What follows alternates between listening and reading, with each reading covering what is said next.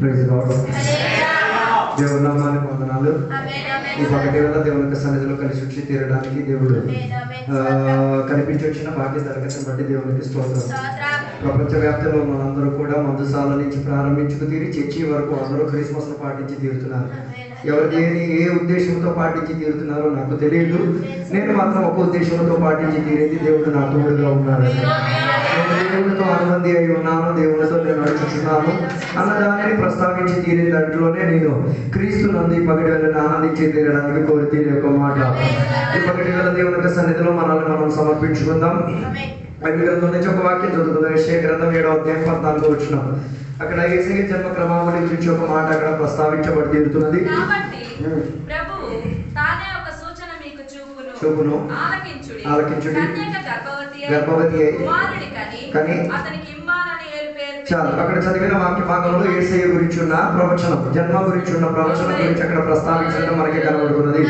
యేసయ్య గురించి ఉన్న చాలా ప్రవచనాలు బైబిల్ గ్రంథంలో బోల్డ్ చోట్ల రాయబడినది. ఆయన జన్మించిన దగ్గర నుంచి ఆయన పునరుద్ధానం పొందిన వరకు ఉన్న అనేక రీతి కలిగిన ప్రవచనాలు బైబిల్ మనకి సక్రియంగా బోధించి తీరుతున్నది.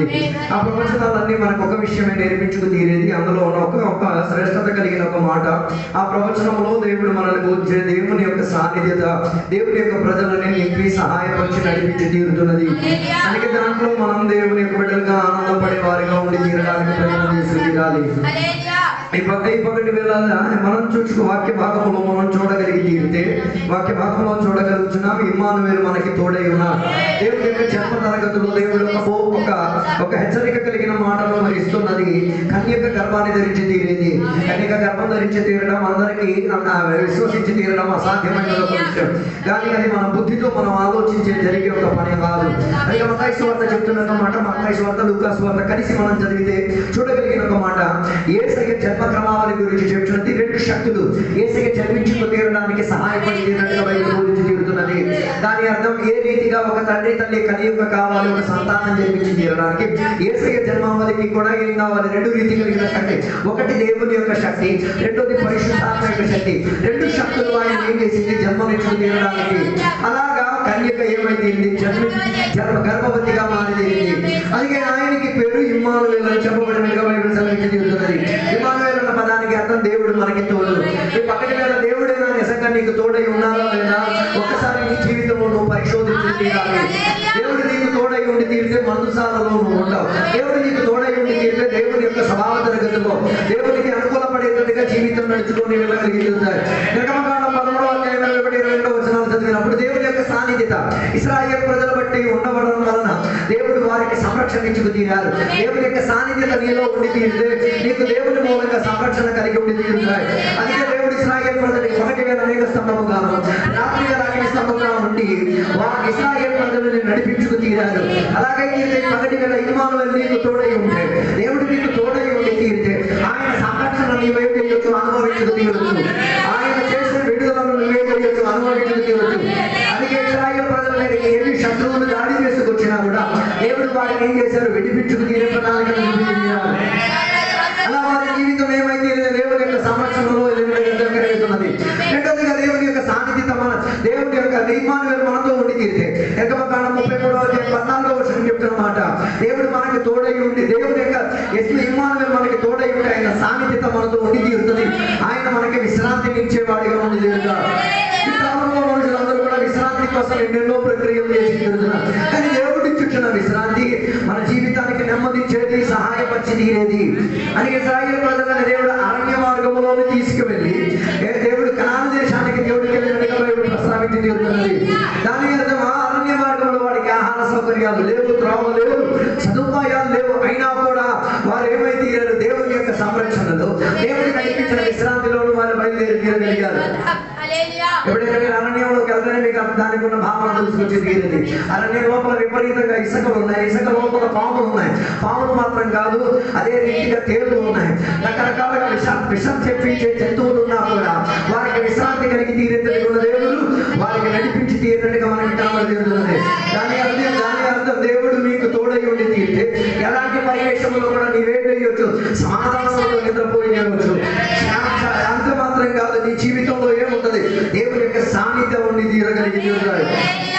అందుకే దేవుడు మన తోడుగా ఉండి తీరితే అరణ్యములోని వెళ్ళి తీరచ్చు. క్రైస్తవ జీవితం ఒక అరణ్య మార్గం. అది చాలా మంది దేవుని యొక్క బిడ్డలకు తెలియట్లేదు.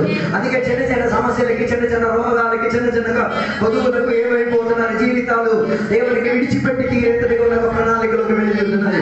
మూడోదిగా బైబిల్ చెప్తున్న మాట, దేవుడు మనకి ఇమ్మానుయేలు మనకి తోడై ఉండి తీరితే ఆయన సాన్నిధ్యత మన బలహీనతలో మనల్ని బలపరిచి తీరుతుంది.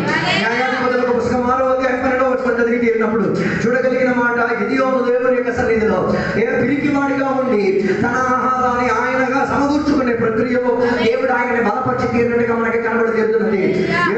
న్యాయాధిపతులకు పుస్తకం మనం చదివినప్పుడు ఇశ్రాయేలు ప్రజలు పంట నాటినది ఆ దేశంలో ఉన్న ఫిలిష్తీయ దేశస్తుల నుంచి వాటిని ఏం చేసుకెళ్ళేవాడు, దోచుకు వెళ్ళేది. ఈ కాలంలో కూడా చాలా మంది దేవుని బిడ్డల జీవితంలో కూడా జరిగేది. నువ్వు సంపాదించడం వేరే ఎవరో తింటున్నాడు, దానికి అర్థం తెలుసుకు తీరాలి. నీకు దేవుని యొక్క సంరక్షణ కావాలి, దేవుడి నీకు తోడు. ఎవరి దగ్గరికి, గిదెయోను దగ్గరికి దేవుడు ఒక దూతగా దిగి వచ్చి ఆయనతో మాట్లాడి తనను బలపరిచినట్టుగా బైబిల్ ఆయనకి ప్రోత్సహించి తీరుతుంది. దాని అర్థం నీ పంట నాశనం అయిపోతున్నప్పుడు, నీ పంట దొంగిలించబడి తీరుతున్నప్పుడు తెలుసుకు తీరాలి. ఇమ్మానుయేలు నీ తోడొచ్చి తీరుతుంది, నీకు బలం దొరికి తీరుతుంది, ధైర్యం దొరికి తీరుతుంది, ప్రోత్సాహం దొరికి తీరుతుంది.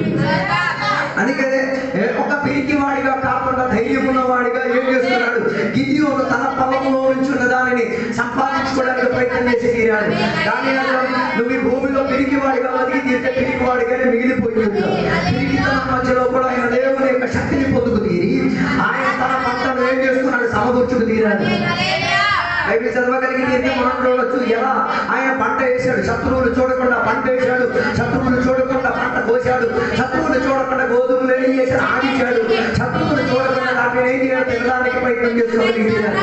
అలాగే ఈ భూమిలో మనం జీవించేటప్పుడు కొన్ని ఏం చేయాలి, రహస్య భావనలో చేసుకోగలగాలని కూడా ప్రయత్నం ఉండి చేయాలి. బహిరంగంగా దేవుడిని కనపరచలేకపోతే రహస్యంగా కూడా దేవుడికి కనపరచ తీరలేవు. ఆదివారము ఎలాంటి కూడికలకు నువ్వు బహిరంగంగా దేవుడిని సాక్షి పరచలేకపోతే రహస్య జీవితంలో కూడా నీకు సాక్ష్యం లేదు. అందుకే గిదెయోను దగ్గర నుంచి నేర్చుకు తీరాలి. దేవుడి యొక్క సాన్నిధ్యం తన బలహీనతలో ఆయన్ని బలపరచుకు తీరింది. 4వ బైబిల్ చెప్తున్న మాట మొదటి సమగ్రంగా 15వ అధ్యాయం 45-46 వచనం మనం చదివినప్పుడు దావీదుకు దేవుడు ఏమిచ్చాడు, తన దేవుని యొక్క సాన్నిధ్యత ఆయనలో ఉండబట్టి ఆయనకి బెదిరించిన గొలియాతు దగ్గర నుంచి దేవుడు ఆయనకి విజయాన్ని తీరాడు. దాని అర్థం దేవుడి యొక్క సాన్నిధ్యంగా ఉండి తీరితే ఎంత అడుగున్నా ఒక శత్రువు మన ముందుకు నిలబడినా మనకేం దొరికి తీరుతుంది, విజయం దొరికి వచ్చి తీరుతుంది. చాలా మంది అనుకున్నారు బయట మనకి గోలియాతు బయట లేదు, నీ లోపలే ఒక గోలియాతు ఉంది. అది ఇంకేది కాదు, నీ శారీరక క్రియలే. నీ శారీరక క్రియలు నిన్నేం చేసి తీరేది, నీ ఆత్మీయతను అభ్యంతరం వచ్చి తీరేదిగా ఎదిరించుకు తీరేది. దానిని ఎరగొట్టుకు తీరాలంటే, అది పడి తీరాలంటే ఏం కావాలి, దేవుని యొక్క సాన్నిధ్యత మనకి కావాలి. అందుకే ఈ రాత్రి వేళ దేవుని ఈ పగటి వేళ దేవుని యొక్క బిడ్డలు తెలుసుకు తీరాలి. దేవుని యొక్క సాన్నిధ్యత ఇమ్మానుయేలుగా ఉండి తీరితే గొలియాతుని కూడా ఎదురు గెలిచి తీరవచ్చు. అందుకే రాబోయే రోజుల్లో ఆ ఇమ్మానుయేలు అయిన దేవుని యొక్క సాన్నిధ్యతను నడవడానికి ప్రయత్నం చేయండి. ఈ వాక్యాల దేవుడు మీ అందరిని కూడా దీవించును గాక.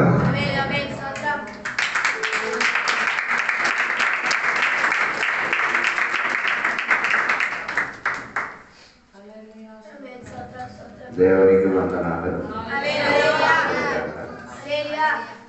ఈరోజు దేవుడి సన్నిధికి కూడి వచ్చి ప్రార్థన చేయడానికి దేవుడు సలహా చేసిన